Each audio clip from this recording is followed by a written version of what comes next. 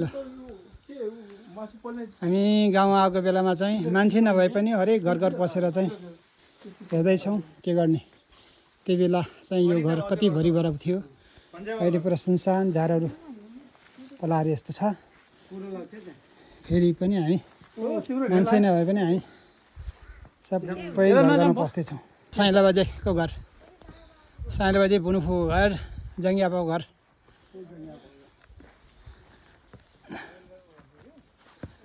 ल हामी सबै घर घरमा पसेर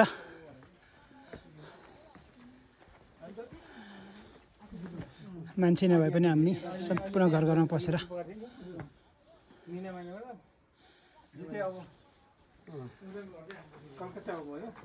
यो चाहिँ हाम्रो बाङ्गी बुद्ध सेवा समितिको चाहिँ समाजघर। यो समाजघर चाहिँ पहिला हाम्रो पुइमे आगे दलबहादुरको घर थियो। पछाडि त्यहाँबाट हामी यहाँ बाङ्गे बुद्ध सेवा समितिको चाहिँ समाजघर।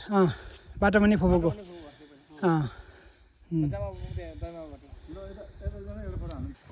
ल यो चाहिँ हाम्रो घरमा मुख्य टोल, हाम्रो दाइ माउको घर। यो चाहिँ पारसिङ मामा दानबहादुर मामाको घरमा आइपुगेछौँ। त्यहाँ ठुलो मामा, ठुलो चमर मामा सबै मामाहरूको घर हो यिनीहरू। मुख्य टोल हो क्या, यसलाई मुख्य टोल भन्थ्यो कि पहिला। छैन अब सबै खाली भयो, भत्किएर गयो। के गर्ने अहिले लाइभमा होइन, अब भिडियोमा त।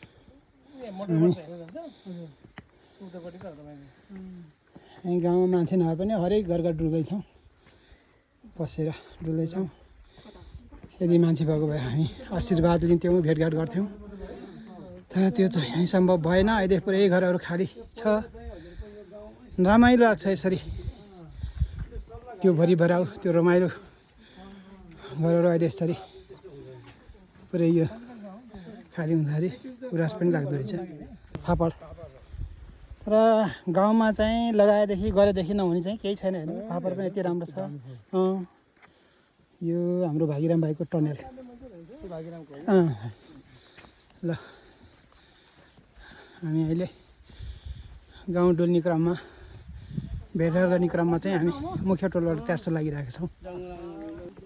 यो घरेडीमा पहिला हाम्रो पतन दिदीको मिल थियो पहिला। सबै मिल नि भ्याएँ। पुरानो मिल थियो। हजुर ल ल यहाँ त हर खासौँ त्यहाँ। ल दियो हौ। हामी अहिले पतन दिदीको घरमा आइपुग्यौँ।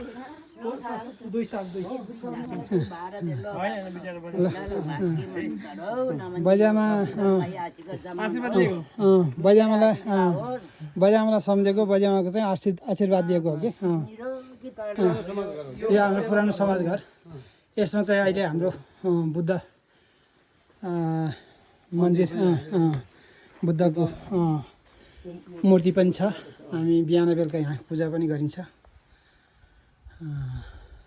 भवन बनाउँदाखेरि चाहिँ यो भवन बनाउँछ नि, त्यो चाहिँ पन्जाबमा कि पूर्ण कुमारी तम्बु अनि बजारमा चाहिँ त्यतिखेर नि पहिला नि कोषाध्यक्ष हुँदो रहेछ। होइन त्यति बेला पहिला चाहिँ बजारमा कोषाध्यक्ष, अध्यक्ष कोषाध्यक्ष यहाँ पनि कोषाध्यक्ष कि यहाँ पनि कोषाध्यक्ष लामो समय गर्नुपर्छ।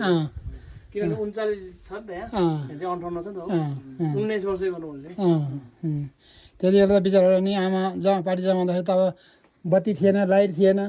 त्यो मकैको डाँठ, त्यो नियालेको सिठा बालेर जान्थ्यो बिचराहरू। अनि यो आमापाटीको भवन चाहिँ, यो घर चाहिँ हाम्रो मेरो पूजनीय दाजु सुबेदार जयबहादुर गुरुङज्यूको परिवारले चाहिँ तपाईँको उपलब्ध गराउनु भएको यो जग्गा।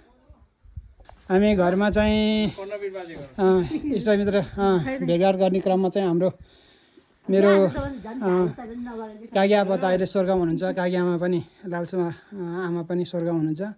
उहाँको छोराहरू पुनः बहादुर दाई, सन्त बहादुर दाई र मेरो प्यारो भाइ श्याम गुरुङको घर पुगेछौँ। मेरो बहिनी सीता गुरुङ हुनुहुन्छ यहाँ। हामी गाउँमा भेटघाटको क्रममा चाहिँ हामी स्वर्गीय कर्णबहादुर बा, स्वर्गीय हाम्रै लालकोली आमाको चाहिँ घरमा बहादुर दाई, सदाबहादुर दाई, श्याम भाइ अनि सीता बहिनी घरमा आइपुगेछौँ। ल ल ल ल ल ल ल यसो भेट्दै हिँडेको कि आएको बेला केटाकेटीलाई हामी गाउँघरमा भेटघाटको क्रममा चाहिँ अघि नाल्के सोरा मेरो पूजनीय दाजु पार्सिङ गुरुङ र भाउजू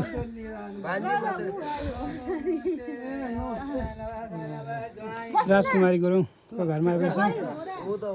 मेरो प्यारो छोरा काजी गुरुङ, बुहारी बिमला गुरुङ, यता पूजनीय दाजु मेरो सुब्दार कृष्णबहादुर दाजुको घरमा चाहिँ आएका छौँ।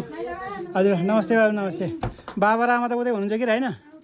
ए ल ल ल हामी भेटभाट गर्ने क्रममा चाहिँ खास गरेर हामी बाबुहरूलाई चाहिँ हरेक घर आफ्नो स्टाइलको चिनाउँदै हामी हिँड्दैछौँ। ल हामी अहिले नाल्के सोनामा छौँ। ल भेटघाटको क्रममा चाहिँ हामी अहिले हाम्रो मेरो कागियापा स्वर्ग हुन्छ शेरबहादुर गुरुङ, मेरो प्यारो भाइ खटरबहादुर गुरुङ, भागीराम भाइ बुहारीको घरमा आएको छौँ। ल ल ल भेटघाटको क्रममा चाहिँ हामी मेरो स्वर्गीय बाबा तेजबहादुर गुरुङ, मेरो भाइ खेमप्रसाद गुरुङ, खेमबहादुर गुरुङ र बुहारी मधुमाया गुरुङको चाहिँ घरमा आइपुगेको छौँ। बाबुलाई चिनजान परिचय गराउँदै गाउँमा आउँदाखेरि हिँड्दैछौँ।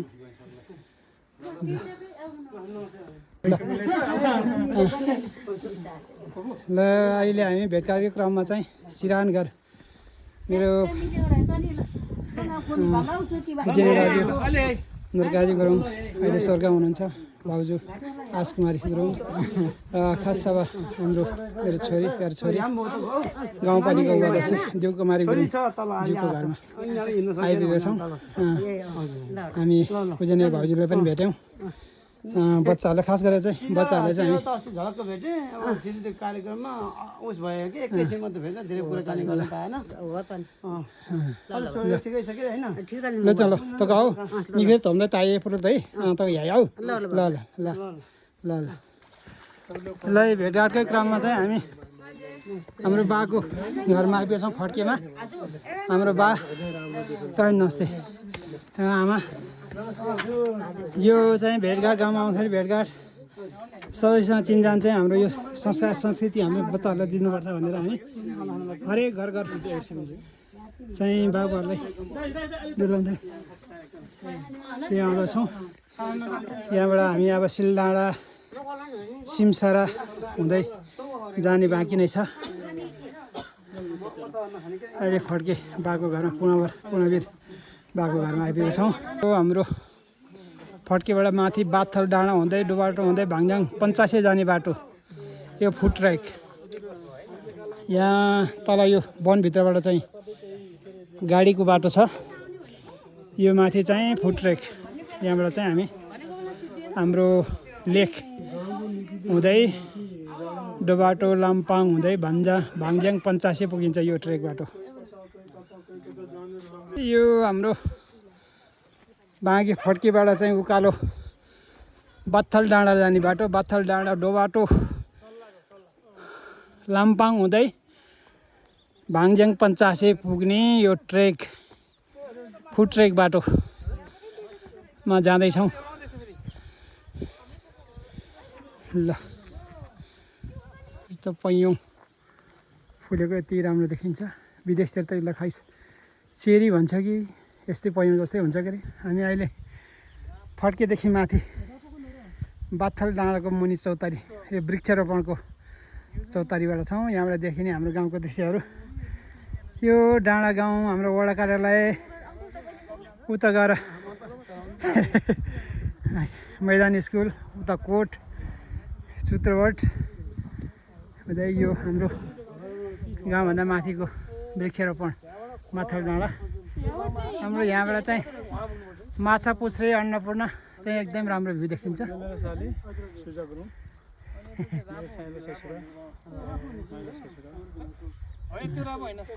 यो पारीको गाउँहरू चाहिँ गलेम गाउँ रापु गुना खामघले टुटे हाम्रो छिमेकी गाउँ यो खामघले हजुर ज्वाइने भनेको रामजी देवी त्यो भन्नु होइन होइन ऊ त्यो डाँडाको ऊ छ नि ऊ अब रामजी डाँडा त ऊ त्यो माथिको ए हजुर हो त्यो उताबाट आउँदाखेरि बाटै छ नि बाटो त्यतैबाट हो उताको पाखाबाट आउँछ के अरे अनि त्यहाँ निस्कन आउँछ अनि रामजी डाँडा त्यो हो कि त्यहाँबाट भुम्दी नजिक पर्छ होइन भुम्दी नजिक पर्छ